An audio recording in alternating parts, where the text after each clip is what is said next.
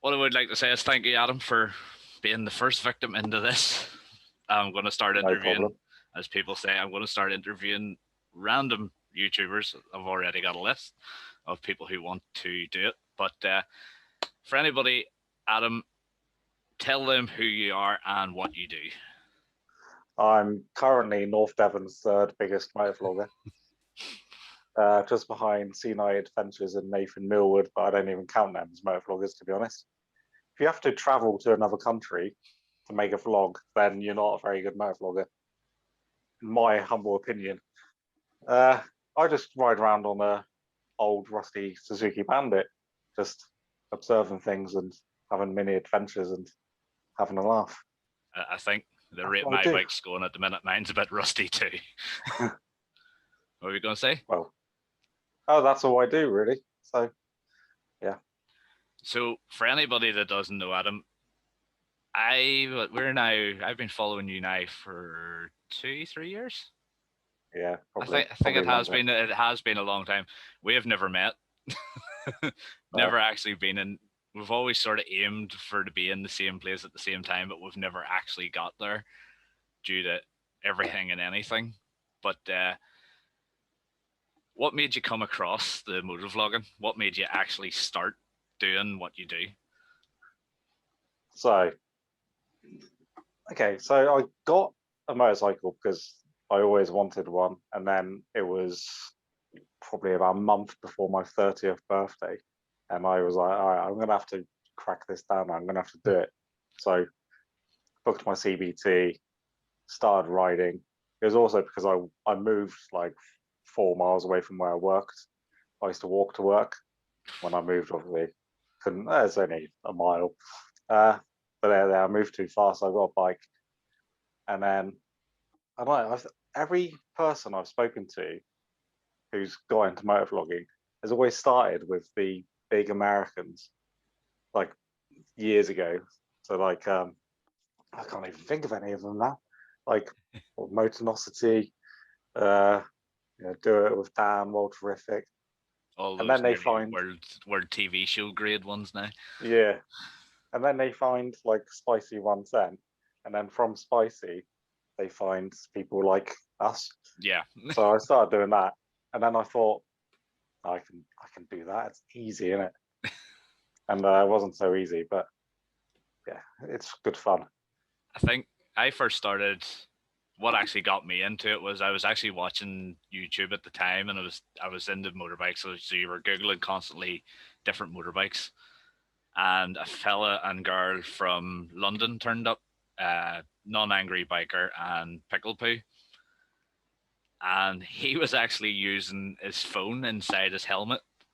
Yeah, So you could get that, you could see that it was two different things, and I started talking to them, and it was like usings are close, and I think I was talking to them for about 6 months, and then randomly went to England to meet them, and it was like yeah, I didn't have no following. I was only starting out with the roughest version of a drift ghost that yeah, was out there at the time, and it was like as it's a bit like the Facebook thing. Once you add one person, it's sort of it snowballs and you yeah, start following in everybody, and then it just gets messy after that.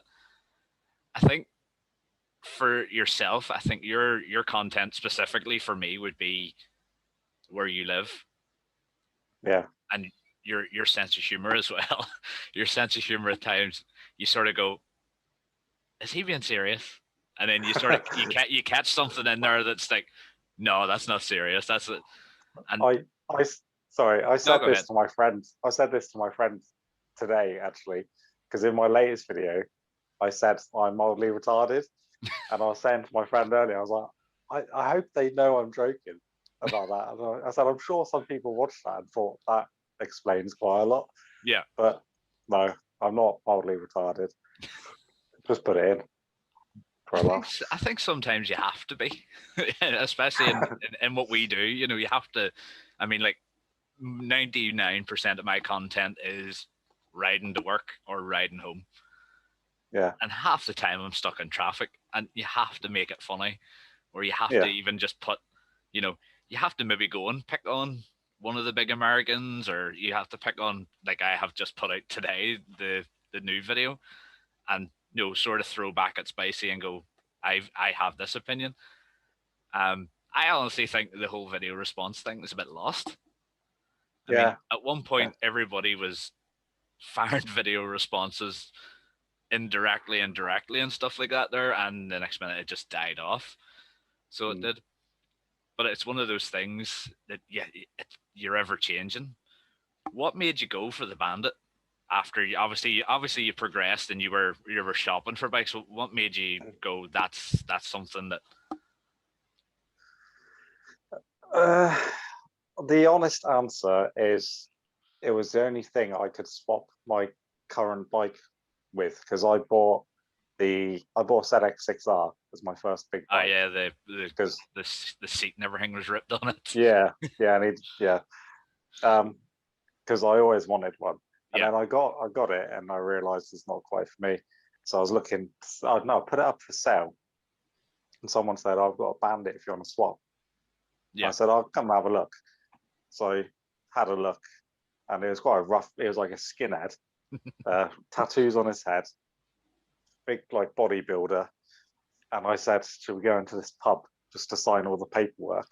He goes, "I don't know. I'm a bit scared of going into a pub. I don't know anyone." I said, "It's fine." And like he was really scared and intimidated, this massive bodybuilder guy. So let's go in, and then I didn't even give him much thought. I just swapped it over. But as soon as I got on the Bandit and rode home, I was loving it. Yeah. Yeah. Would you, now looking back, after buying the Bandit, looking back, was there a bike that maybe you would have targeted, not like the Zeds and stuff like that, they're the sports bikes, but if now that you've had the experience on the Bandit, do you think now, has that opened up your sort of scope for other bikes? Yeah, definitely. But all the other bikes are out of my budget. Oh yes. All the other bikes I like.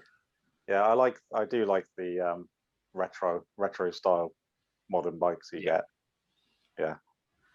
I think especially with the Bandits, they're so cheap to run. Yeah.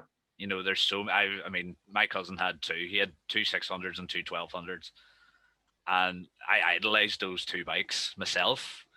And my plan when I passed my test was to get a nice big 600 Bandit, and then they went and ruined it by making it fuel injected.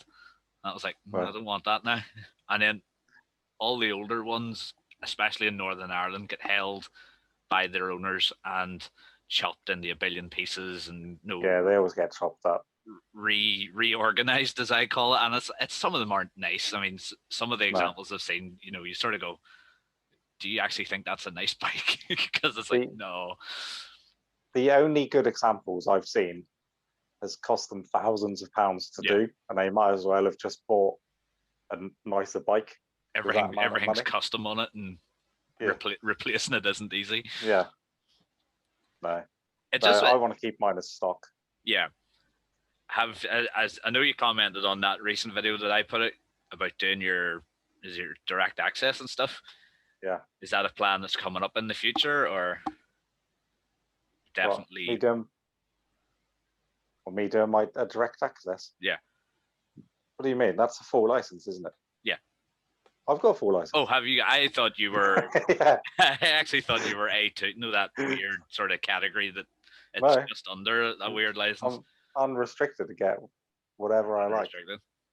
Yeah. I'm totally foreign to that side, because just before that got brought in here, I sort of run and did everything and got it done and dusted. If there was sorry. No, go ahead. But I am going out. I am riding with a advanced motorcyclist instructor. Yeah. Possibly this weekend coming up to do some training, but I'm not going to get a certificate from it because it's just a one-on-one. He used to train the police in how to ride motorcycles. Yeah. It's just a one-on-one thing, and if I enjoy it, I might then do my official advanced training. Something get all the certificates and to build stuff, on the experience, sort of thing. Yeah. Because I know, Yeah. I don't know if it's the same in England, but over here you have to do your advanced riding IAMS course to be able to be a blood biker. Yeah, I same. Yeah. I want to do that, but I don't want to do the test, or not the test, the IAMS, because there's a very, as you probably know yourself, there's a bit of a stigma that hangs around with IAMS riders, especially, you know, they're high vis, white helmet, you know, they look like the police Mhm. half the time. And is that, are you, as you say, you're going to go for your full, if it's something that you like, are you going to go for it? Yeah, if I enjoy the day, I'll go for it. And I have thought about doing the blood bike work, but Yeah, so at the moment I don't really want to do it because I work a lot. yeah, I've got a couple of young kids and stuff. Um, but maybe one day I'd like to teach this CBTs to yeah. new riders. Maybe one day. I don't actually think there's a lot of money in that either. Some people think that's 125 quid I in England just for a ride out, but I think there's a bit more to it when you count insurance and Yeah, I maintenance was costs thinking and that myself because it would be technically business insurance and stuff, would it not? You know, and then yeah, I know for here, I think you have to do the blue light training, which isn't cheap. And I mean, trying to find the no, places to do it is a bit hard. yeah, it won't be a full-time job. It'll be if you do it, I think it has to be a job on top of what you already do for a living. Yeah, So it's it just, could be fun. it's just an extra ability just to go fast somewhere. Yeah, So I know you had recently planned your trip. You were going yeah. to do the north to south or south to north. But obviously COVID shut that down and made a good hash of it. Do you think you are going to do something like that, or are you still trying to work out? The the plan is, and I don't know if it's definitely. I don't like saying Yeah, anything's definitely going to happen, yeah, but the plan is for next year now for myself and a couple other people yeah. to ride from Land's End to John O'Groat, but by Wales, Ireland, Northern Ireland, and across. I think We'll see. I would almost join you at the bottom. I'm Mm, completely itching at the minute just to do a big ride, and it's just not happening at the minute. I mean, no, we're technically, if we travel to England and Scotland, we're technically meant to stay in the house for yeah, whatever 10 days, and it's like, but you're allowed to go on the boat. And just recently, Stena the company that is literally 5 minutes down the road, have released their biker day out, and it's £50 yeah. for you and a pillion to go to Scotland for the day, and you leave in the morning and you come back that night. That So sounds good. for me, that's a signal. You know, that's a signal of we're doing this because every year when they ran it before, it was £20, £25. So literally, they could fill one of those ferries, all decks, with bikes. And what they Yeah, would tend to do is half and half. They would do a deck of cars and a deck of bikes. But now that they've hiked the price up, I think people are a lot more, oh, I'm not paying that. I was like, yeah, but it's still going to be twice as busy because everybody wants off the island, sort of thing. So I think they've organised, it's not like an official route. So it's like 187 mile, and you get a bit of paper that tells you what it is. And mm, you do it yourself. You can do it in 4 hours, and then you come back. But for me, and especially the other half, we just want to go to England to go to the BSB. As last year we went and we got there, the BSB was on, but it was no spectators, and we're all just sitting in the hotel room listening to these bikes going around. And you're just like, right. I'm not happy with this. No, that's annoying. Yeah, I could have just stayed at home. Yeah, Um, yeah, that sucks. But I might be going to Scotland twice next year. Actually, come to think of it, we've booked a family holiday, and yeah, and my missus said that I can hire a motorbike when I get up to Scotland. And so I said, I do, I can just go away for a day. yeah, And she said, no, can't go away for a day. What's the point of going on holiday if I'm going to leave them? But it's like you ride alone quite a lot, don't you? all the time. Yeah. Yeah, there's something quite peaceful about just going out, just being alone. And I look at it like I'm going to be in northern Scotland on a motorbike. I just want to do it and just want to be Yeah. by myself for a little bit. I would agree. It is. There is some sort of solidarity in it. Where you're on your own. You're just you are the plan. You're going to this destination or there. But what I find is, like, so Scotland for me, I haven't done the NC 500, but I was hoping to do it this year when everything relaxed. And what I found myself doing is actually picking out the quietest places ever, and just fast tracking the busy part and going straight to the empty part. And everybody's like, "Well, why are you doing that?" It's like, because I want to be on my own, and I want to do some wild camping as well. Just park up at the side of the road, throw. I have a sleeping bag with a bivy bag, and I just want to caterpillar beside the bike for a night. Yeah. That's my ideal weekend. And then that evolved to Barra Island, which when I looked at it, it was like, oh, that's great. That's like 65 people on the island. That's all year. And then I realized it's like a 4-hour boat journey to get to that. And I've seen videos of the boat, and when the weather's bad, the boat just does this all the way. And it's just like, no, can't do it. No, not nice for 4 hours. No. No, I googled the other day where is the most remote place in the UK, and I think they said it's somewhere in Wales, and I was half tempted to go, and just so I can be in the most remote place around. I could still do it one day. Wales, I'd say Wales is a great place. Having been there and done the sort of, you're out in the remotest sort of Snowdonia Valley area. The only problem is you have to watch out for the RAF and the American fighter pilots, because I near came off. I'm going in a straight line, 80, 90 mile an hour down a road, and I got buzzed by a F-15. I think it's F-15 Strike Eagle, and he was only, I wouldn't say he's 100 foot off the floor, and I never seen him coming. I never heard him until he was in front of me. And when you hear that, that crack of the jet going past, the handlebars just started going like this. I was like, I'm dead. Yeah. Got control of the bike again, and I was like, oh, that was great. That was exciting. And I just sort of happened to look in my wing mirror, and I seen this line, and I was like, that's not on my. I actually rubbed the mirror, thinking, no, that's it. Like, oh, here comes another one. And I actually sort of hunkered down and prepared myself. And the wee woman in the B&B was like, oh, you're not used to that? And I was like, no. I mean, where else does this happen? Bar Wales, and I think it's the Lake District as well. It's the same. It's like the RAF playground. And it was like, I think it was the next day, I actually travelled out, found a reservoir, and it was just sitting there watching them like dog fighting over the reservoir. And it was like, that sounds awesome. I'm coming here more often. And I actually found, showing my girlfriend videos of it on like the TikTok and YouTube. Now she wants to go. Yeah. So it's like, yes, come on.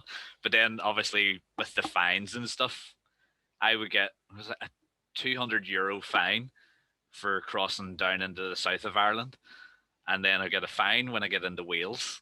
So by the time I get there, the visa's probably already full. It's, and I think a couple of friends sort of, they don't listen to the rules, and they had been down south a few times, and they just went, I just told them I was going to work. Yeah. I was like, you don't have a job? And he's like, they don't know that. I was like, I don't know. I don't know what the rules are here, because I was talking to a friend earlier, and he was riding to Wales today. So I don't know if you can do it from here, but I'm not sure. I think it has opened. Yeah, I don't know. But where I work, you know, some people don't know that I work in a military base. I'm a chef, like civilian chef there. It used to be an RAF base, so we've still got the runway. And the Red Arrows used to train there like years ago. So every now and then, when a jet does fly past, it flies low. Yeah. And it just does a little like Oh, like a wingdip dip. at us. Yeah. Hey. So I could be, yeah. So I could be like nicely chilling out, relaxing, like at work because I have quite a bit of free time work. Yeah. Um, and then suddenly, yeah, just a jet would just fly by. So I know what you mean. Yeah. You don't get used to it. It scares the crap out of you every single time it happens.